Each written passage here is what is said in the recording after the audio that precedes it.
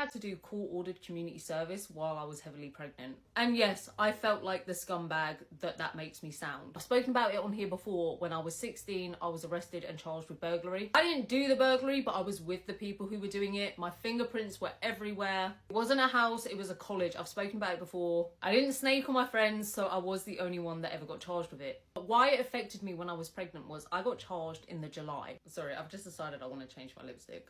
The punishment the court gave me was an £80 fine, 8 months of rehabilitation. So once a week I'd have to meet up with a youth offending officer, fill out some worksheets, try to prove to them that I was remorseful and wouldn't commit another crime, which I never did. I've never been charged with a crime since. Another punishment was 200 hours of community service. But the judge, he didn't want me to... He said I could pay the fine whenever, like within 2 years, but he didn't want me to do the rehabilitation work at the same time as the community service work because he thought it would be too much. Once a week community service, once a week rehabilitation. So he said I had to do the rehabilitation first for 8 months and then do the community service. Well, because of some delays, like I said, I was charged in the July, but my rehabilitation didn't start until September. The plan was I do that from September to April, do the rehabilitation once a week. Well, I found out I was pregnant in the December. I was due in the August. So I worked out very quickly that if I do the rehabilitation first, to do these 200 hours of community service, I'm gonna be pregnant. Like in my second, third trimester pregnant. So I wrote a letter to the judge and asked if we could swap it around,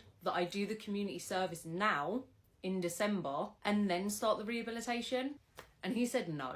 And I'm not mad at him for saying no because, you know, he didn't make me get pregnant, but I was really dreading it. Because I had done community service before, and the community service I'd had to do before was gardening. I'd had to once a week, I think it was 100 hours, I had to go to a gardening centre and like plant potatoes, pull out carrots, pull out weeds. And that made me feel scummy too because I was the only girl. There were 10 other people there, 10 other little criminals. I was the only girl. So the thought of then doing community service with other people, doesn't matter if it's boys or girls, but other people, and be heavily pregnant, I just felt so scummy for it. And I knew it was my fault, like I got in trouble. No one made me get pregnant, but I was still dreading it.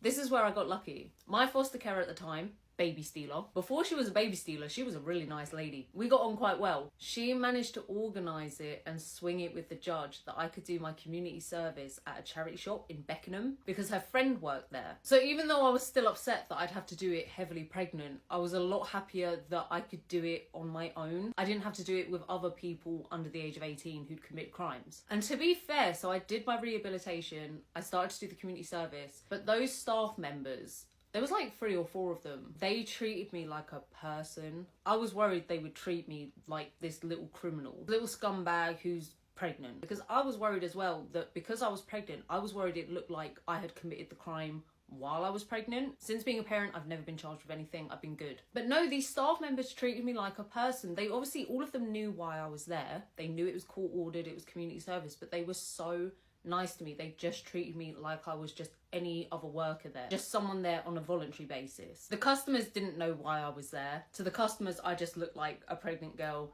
doing voluntary work. I can't remember how many times I went there. I went once a week every Saturday until I completed these 200 hours. And I've never had to do any community service since. That really made me realise like I need to turn things around because yeah, I feel like a scumbag.